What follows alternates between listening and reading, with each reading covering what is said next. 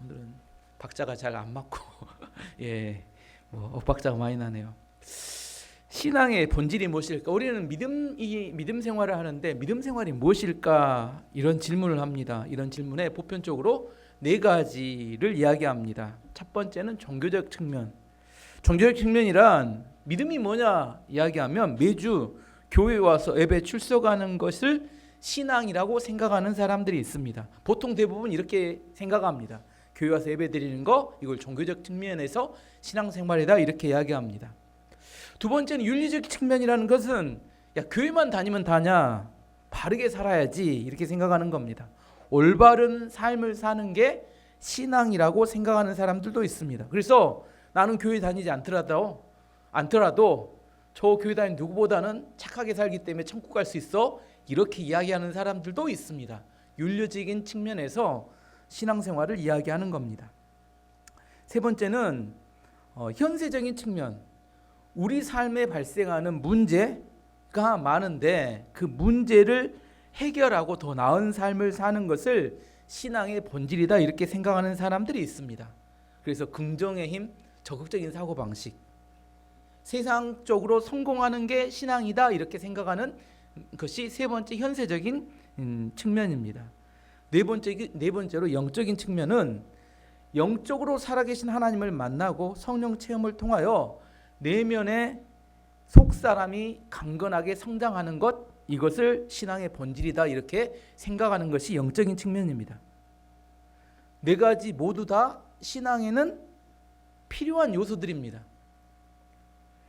영적으로 살아있는 하나님을 만나고 거듭나는 영적인 측면에서, 매주 교회를 출석하고 예배드리는 것 종교적인 측면에서, 말씀을 따라서 도덕적으로 잘 살아가는 것 윤리적인 측면에서, 하나님께서 주시는 복을 통하여 실제적인 우리의 삶의 문제를 해결하는 것, 이거 더 나은 삶을 살기 위한 또 현세적인 측면에서의 구원의 의미이고 신앙생활입니다. 하지만 이게 한쪽만 너무 강조하다 보면 문제가 발생합니다. 종교적인 측면을 너무 강조하게 되면 바리새인 같은 이 종교인이 되고 맙니다. 종교적인 측면이 필요하죠. 예배를 드리고 헌금하고 이렇게 찬양하는 거. 윤리적인 측면을 너무 강조하다 보면 인본주의자가 됩니다. 착하게 살았느냐 아니냐를 가지고 사람을 판단하게 됩니다. 현세적인 측면을 너무 성공을 강조하다 보면 기복주의적인 신앙이 됩니다. 복을 받았느냐 안 받았느냐. 영적인 측면만 너무 강조하면 현실 도피적이 돼요. 세상은 중요하지 않고 뭐만 중요해요? 하나님을 만나는 것만 중요하고 산속에 올라가서 살게 됩니다. 하나님의 구원이라는 큰 카테고리 안에 네 가지가 다 경험되고 체험되고 만나질 수 있는 겁니다. 성경이 왜 66권이나 될까요? 제가 몇 년을 강의해도 이걸 다 못하는데 성경에는 왜 그렇게 많은 사람들이 등장할까요? 다윗, 모세 등등등. 이 사람들은 다양한 측면에서 그 시대에 구원받은 사람들의 이야기입니다. 다양한 사람들이 어떻게 하나님을 만났는지를 기록해 놓은 게 이 성경이라면 그들은 어떤 사람은 물질의 축복을 받아서 하나님 만난 사람이고 어떤 사람은 영적인 축복을 받아서 어떤 사람은 종교적으로 바리새인들처럼 열심히 하나님을 예배드리다가 어떤 사람은 윤리적으로 착하게 살다가 아무튼 다양한 모습으로 다양한 시대에 그들이 하나님을 만나는 모습이 다양한데 세상에 제일 무서운 사람이 책 한 권 읽은 사람. 내가 딱 경험한 그것이 전부라고 주장하고 그것만이 모든 거라고 이야기할 때 이게 답답해집니다. 벽에 대고 이야기하는 거하고 똑같이 됩니다. 성경이 다양한 이야기를 하고 있고 저는 다양한 구원에 관해서 여러분에게 다양한 사람들을 통해서 이야기를 하죠. 오늘 본문에 왜 이렇게 내가 이렇게 서론을 길게 했냐면 다윗이 현세적인 축복, 몰라요. 요즘 이 시대에 가장 사람들이 좋아할 수도 있고 우리가 좋아할 수 있는데 오늘은 전쟁에 승리하고 많은 전리품을 얻어서 부자가 되고 또 유명해지고 또 많은 사람들을 이렇게 많은 나라 사람들을 종으로 이렇게 그 자기 안에 두게 되어서 현세적인 축복을 받는 다윗의 모습이 나옵니다. 이렇게 이야기하면 또 이것만 구원이냐 또 이야기하니까 이것만 구원이 아니라 다윗이 또 그런 현세적인 축복을 받아서 성공하는 이야기가 오늘 성경에 등장합니다. 다윗이 하지만 이런 현세적인 축복을 얻을 때까지 수많은 과정을 거쳤습니다. 광야에서 사울 왕에게 쫓기면서 15년 동안, 그 15년 동안은 광야에서 뭐예요? 하나님을 만나고 하나님께 예배하고 하나님 안에서 살았던 시간, 힘들고 어려웠던 시간이었습니다. 하지만 하나님 붙들고 그 15년을 버텨내는 시간이 있었습니다. 이스라엘 왕이 된 다음에는 언약궤를 예루살렘으로 가져옵니다. 뭐 하기 위해서? 예배하기 위해서. 예배라는 종교적인 측면에서 이렇게 다윗이 헌신합니다. 왕으로서 올바른 통치자로서 백성을 잘 다스리는 도덕적인 측면에서도 그는 헌신합니다. 마지막으로 이런 다윗에게 하나님께서 현세적인 축복, 물질과 명성의 축복, 전쟁에 승리하는 축복을 부어주는 이야기가 오늘 본문에 나오고 있습니다. 일반적으로 사람들은 이런 과정을 거치는 걸 별로 좋아하지 않아요. 뭘 원합니까? 내가 원하는 그걸 딱 얻는 거, 그거 신앙이다 이렇게 생각해요. 내가 원하는 거, 그걸 주는 거, 하나님에게 내가 받는 거, 그걸 신앙이다 이렇게 생각하지만, 이런 모든 과정이 거쳐지지 않으면 제일 중요한 게 뭐냐면, 한 번 받고 끝나는 게 아니라 오늘 새벽에도 설명했지만 영원히 우리 가운데 머물러 있게 하는 것, 이게 안 된다는 거예요. 이게 안 됩니다. 이게 참 어려운 이야기입니다. 한 번 맞는 것은 뭐 로또를 맞았든지 어떻게든 할 수는 있지만, 그것이 내 삶 가운데 또 우리 후손들에게 계속 유지되는 것은, 이건 실력이 필요합니다. 하나님께서 여러 가지 측면의 구원을 그래서 다윗과 많은 사람들에게 과정으로 거치게 하신다는 거예요. 이제 본문으로 들어가서, 하나님께서는 우리를 사랑하시지만 우리가 교만하지 않도록 하시기 위해서 우리 옆에 가시 같은 존재를 두십니다. 이스라엘에도, 이스라엘 주변의 여러 나라들이 가시 같은 역할을 했어요. 그 중에 가장 아프고 힘든 가시는 블레셋이었습니다. 블레셋은 강력한 철기 무기를 가지고 주기적으로 이스라엘을 쳐들어와서 약탈하고 살인을 했습니다. 다윗이 이스라엘 왕이 된 이후에 반드시 해야 되는 일은 블레셋을 물리쳐 그들이 더 이상 이스라엘에 공격하지 못하도록 하는 거였습니다. 오늘 본문을 보면 하나님께서 손쉽게 블레셋을 물리치고 승리하게 해준 것처럼 기록되어 있습니다. 한번 읽어보면, 1절 말씀 읽어보면, 그 후에 다윗은 블레셋 사람들을 물리쳐 이겼습니다. 그리고 다윗은 블레셋 사람들의 손에서 메덱 암마를 빼앗았습니다. 기록은 너무 간단해요. 하지만 블레셋은 절대로 간단한 쉬운 상대가 아니었습니다. 정말로 힘들고 어려운 상대였는데, 하지만 하나님께서 역사하시면 또 그것도 또 어려운 대상인데 어렵지 않게 쉽게 문제가 해결됩니다. 이걸 뭐라고 하냐? 은혜라고 합니다. 우리가 인생을 살다 보면 진짜 어려운 문제가 있어요. 근데 어느 순간인가 쉽게 해결되는 일들이 있어요. 또 어떤 것은 진짜 쉬워 보이는데 해보면 진짜 안 됩니다. 꼭 내 생각하고 반대로 가요. 나는 헛다리 잡는데 선수입니다. 꼭 이렇게 가면 이리 뛰고 이렇게 가면 이리 뜁니다. 근데 하나님께서 함께 하시면 그 안 되던 일이 쉽게 풀려요. 이걸 은혜라고 합니다. 다윗이 블레셋을 물리치고 얻었던 땅을 메덱 암마라고 하는데, 메덱 암마는 블레셋의 5도시 중에 한 도시입니다. 가드라는 도시입니다. 가드라는 도시를, 메덱 암마를 얻었습니다. 빼앗았어요. 빼앗았다고 성경에 기록되어 있습니다. 메덱 암마, 가드성은 다윗과 인연이 깊습니다. 다윗이 사울 왕을 피해서 블레셋으로 갔을 때 어디로 가요? 가드 왕 아기스의 부하가 돼서 오랫동안 살았습니다. 그리고 다윗이 미친 척 연기를 했던 때가 있었어요. 어디서 미친 척 연기를 했냐면, 이 가드라는 곳에서 가드 왕 아기스 왕 앞에서 미친 척 연기를 합니다. 가드 땅은 다윗과 인연이 깊은 아주 망명 생활을 했던 그런 장소예요. 어쩌면 제가 오늘 본문을 읽으면서 느끼는 생각이, 과거의 부끄러운 과거를 없애기 위해서 일부러 뺏어본 거 아닌가, 그런 생각을 해요. 자기의 수치가 드러났던 장소, 미친 척 연기했던 장소, 너무 힘들어서 그곳에 망명 생활하면서 너무 먹고 살기 힘들어서 주변 나라들을 약탈했던 그런 장소. 어쨌든 한번 그림 한번 봐보면 맨 아래 블레셋 나오죠. 동그라미 쳐놓은 데가 지금 오늘 다시 정복하는 장소인데, 블레셋 위에 있는 가드라고 써요. 메덱 암마가 기록되어 있잖아요. 그 옆에 보면 이제 모압을 정복하러 갑니다. 2절 말씀 봐보시면, 다윗은 또 모압 백성을 물리쳐 이겼습니다. 다윗은 모압 백성을 땅에 엎드리게 하여 그들의 키를 재었습니다. 다윗은 2줄 길이의 사람들은 다 죽이고 1줄 길이의 사람은 살려주었습니다. 이렇게 하여 모압 백성은 다윗의 종이 되어 다윗이 요구하는 대로 조공을 바쳤습니다. 모압을 정복했는데 이상한 이야기가 기록됐어요. 키를 재가지고 키가 2줄이면 죽이고 1줄이면 살렸다. 우리 장로님은 돌아가시고 저는 살았다. 그런 이야기인데 이게 말이 될까? 주석을 찾아봤더니 그런 건 아닙니다. 키를 가지고 사람을 죽여도 이 말도 안 되잖아요. 이 키라는 게 아니라 1줄 2줄가 뭔 말이냐면 포로들을 다 엎드리게 해가지고 세 등분을 해가지고 3분의 2는 죽이고 3분의 1은 살렸다 이런 이야기입니다.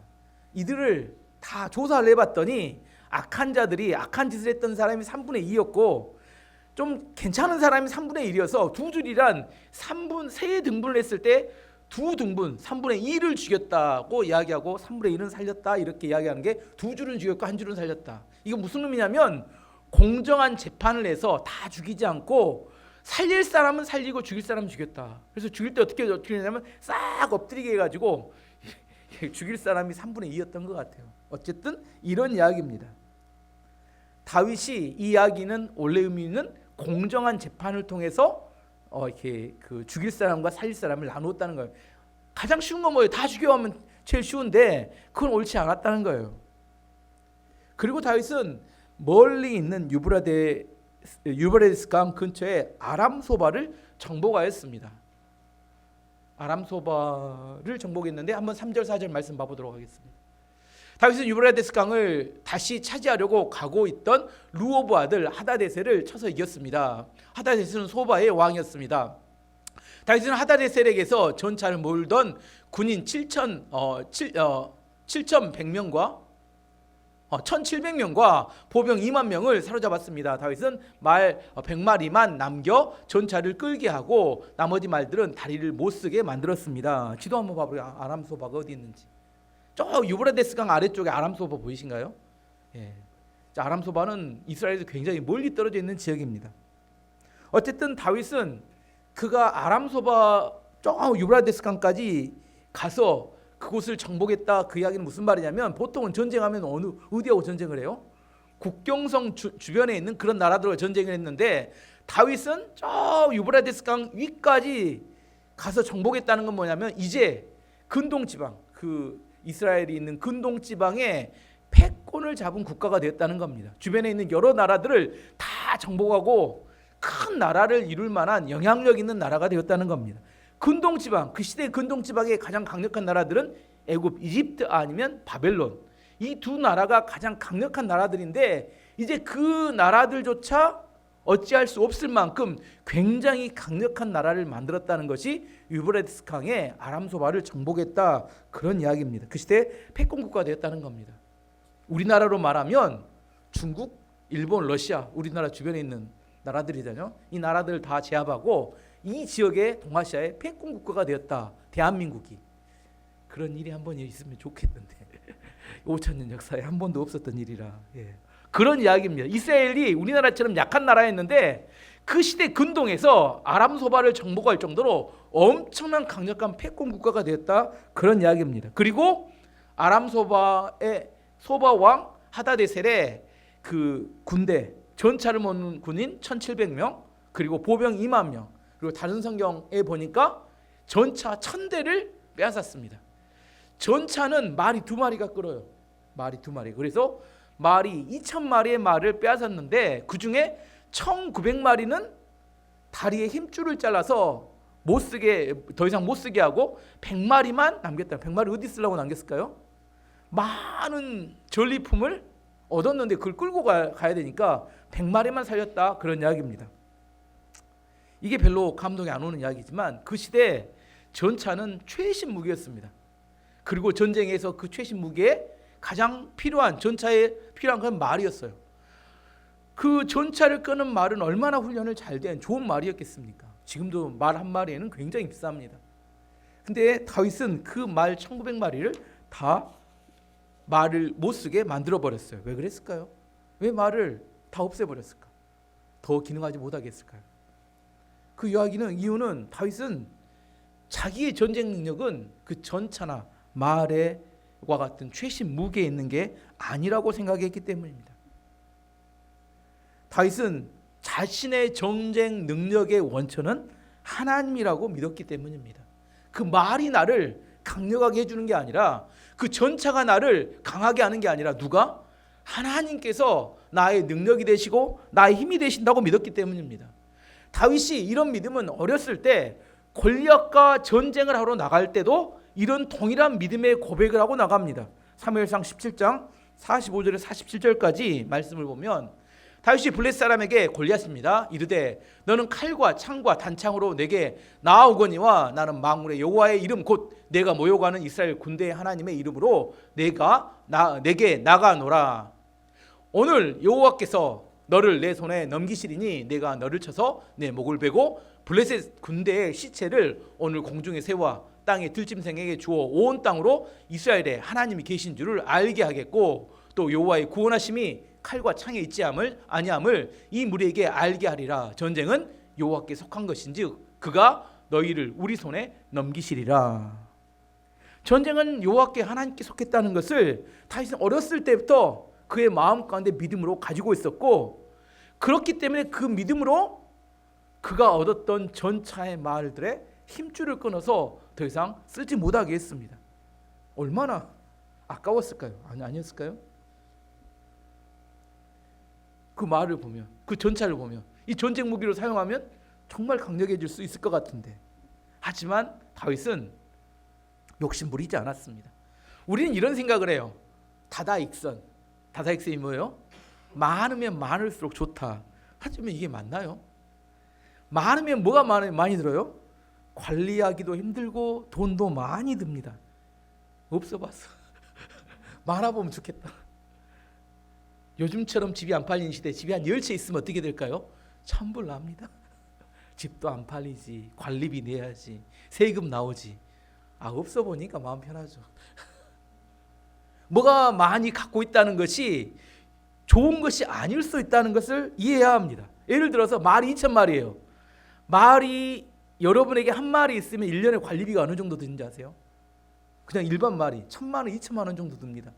2,000마리를 만약에 전쟁에 안 사용할 것 같으면 엄청난 비용을 들여서 그것을 먹이고 길러야 합니다.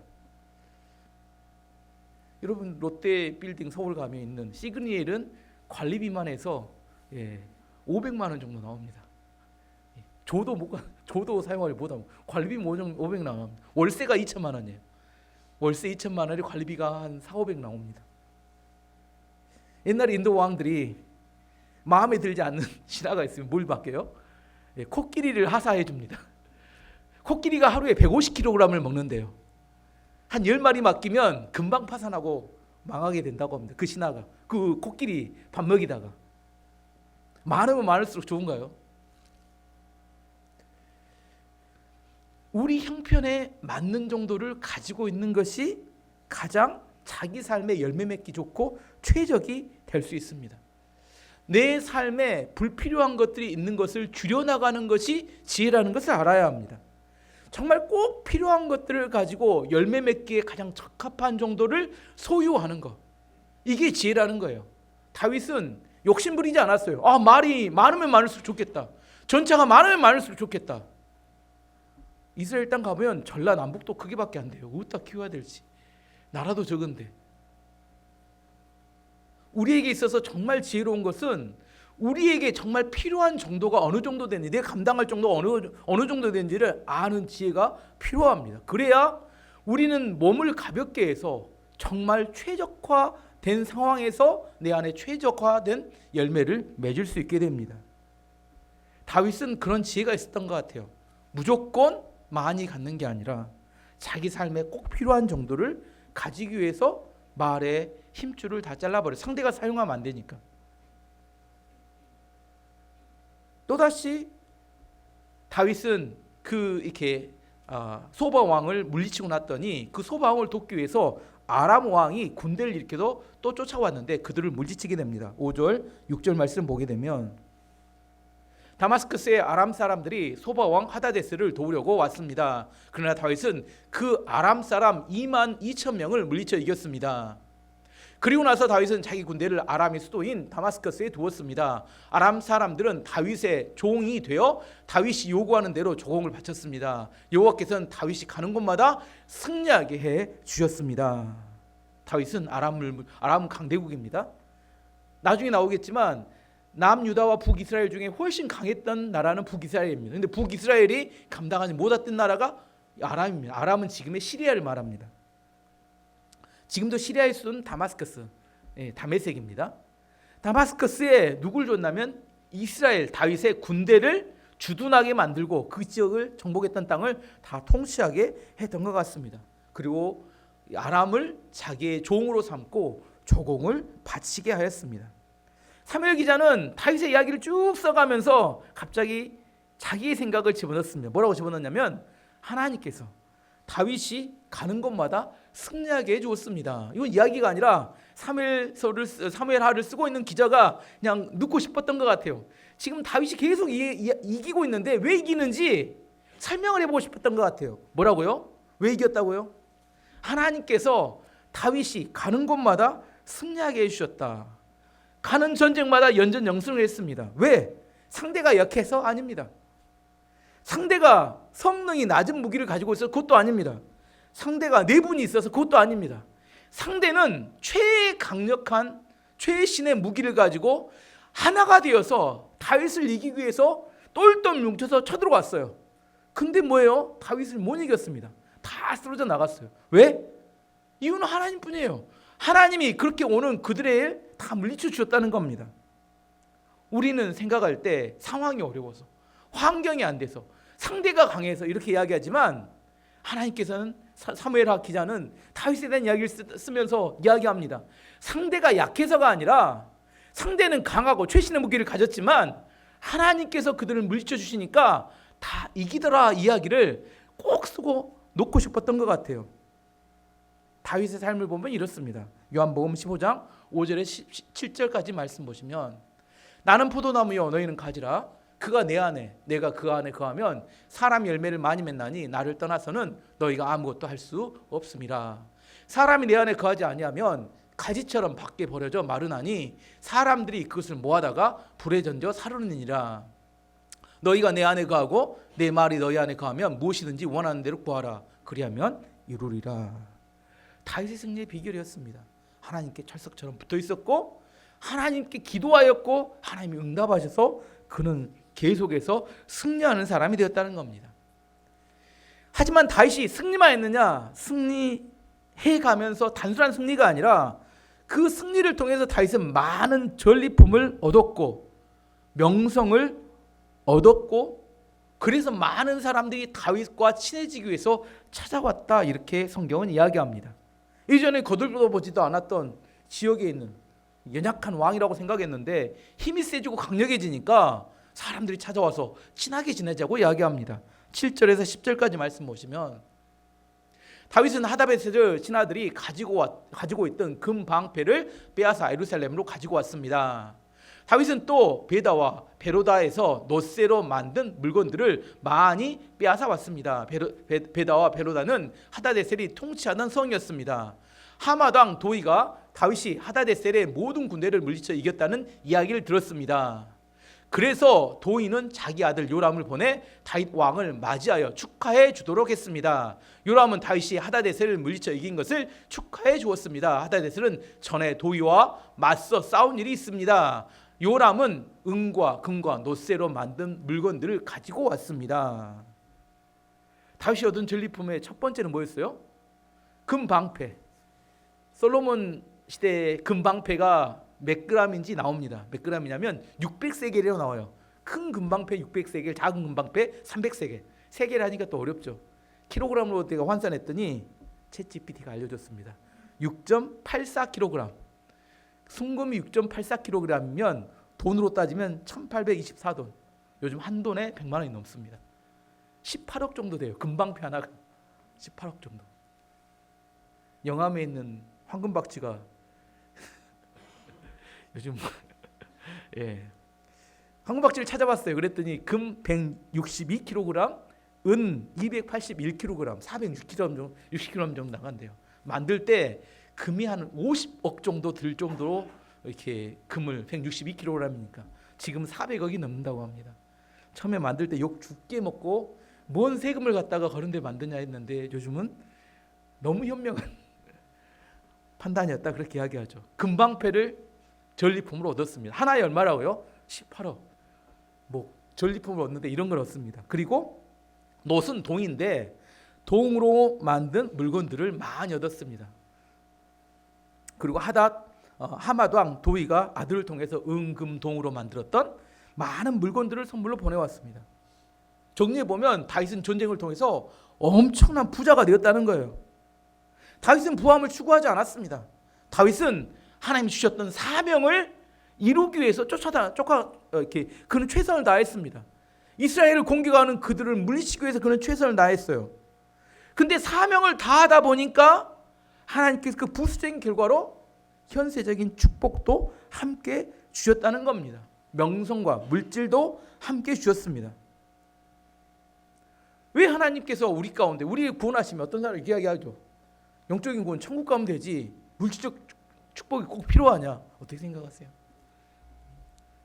그렇게 믿으시면 여러분 그렇게 하셔도 되고 물질적 축복이 꼭 필요하냐? 이렇게 생각하는 사람도 있습니다.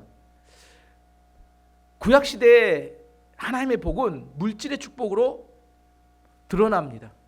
또 하나는 자녀의 축복으로 드러납니다. 왜 그게 필요했냐면 하나님을 믿는 사람들에게는 영적인 축복, 구원이 중요합니다. 하지만 하나님을 믿지 않는 사람들에게 구원이라고 이야기하면 뭔지를 몰라요. 믿지 않는 사람들의 눈에는 뭐가 구원이에요? 물질과 자녀의 축복이 구원인데 하나님이 어떤 분이시냐?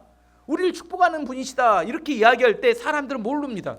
복음을 아무리 전해도 사람들이 그게 뭔데 합니다. 구원이 뭔데? 그때 하나님께서 우리 가운데 구원의 측면 중에 하나가 현세적인 축복, 물질과 자녀의 축복을 통해서 그것이 전부라고 이야기하면 이건 기복주의가 돼버립니다. 그것이 전부가 아니라 우리의 구원의 일부로 물질과 또 자녀의 축복을 허락하셨다. 이게 성경적인 관점의 축복입니다. 다윗에게 있어서 그는 오랫동안 힘들게 살았지만 그와 하나님께서 축복하실 때 전쟁을 통해서 그가 승리함을 통하여 물질의 축복과 자녀의 축복을 함께 주셨다. 이렇게 성경은 이야기하고 있는 겁니다. 물질적 축복을 받는 것이 잘못된 것 아닙니다. 하지만 하나님보다 물질을 더 소중하게 생각하면 그건 기복신앙이 됩니다. 다윗은 하나님께서 자기에게 흘러넘치는 물질의 복을 주셨을 때 어떻게 했는지도 보여줍니다. 11절 12절 말씀 보시면 다윗은 그 물건들을 받아서 여호와께 바쳤습니다. 다윗은 또 자기가 물리쳐 이긴 나라들에게서 빼앗은 은과 금, 또 곧 아람과 모압과 암몬 사람들과 블레셋 사람들 그리고 아말렉에게서 얻은 것들과 소바 왕 루옵의 아들 하다데셀에게서 빼앗은 것들도 같이 여호와께 바쳤습니다. 다윗은 물질에 대한 욕심이 있는 건 아니었습니다. 이미 하나님으로 그는 삶이 충분했어요. 그는 시편 23편 1절에 이렇게 고백합니다. 여호와는 나의 목자시니 내게 무엇이 없다?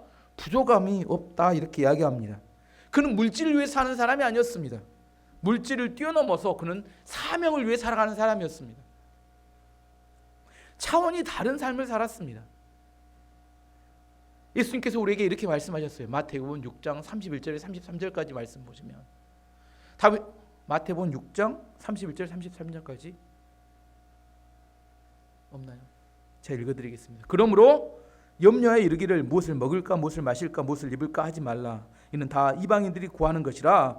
너희 하늘 아버지께서 이 모든 것이 너희에게 있어야 할 줄을 아시느니라. 그런즉 너희는 먼저 그의 나라와 그의 의를 구하라. 그리하면 이 모든 것을 너희에게 더하시리라. 다윗의 삶을 이야기하고 있는 겁니다. 예수님께서 우리에게 말씀하셨지만 다윗에게 있어서 그는 하나님께 충성했고 하나님 그를 축복하셨습니다.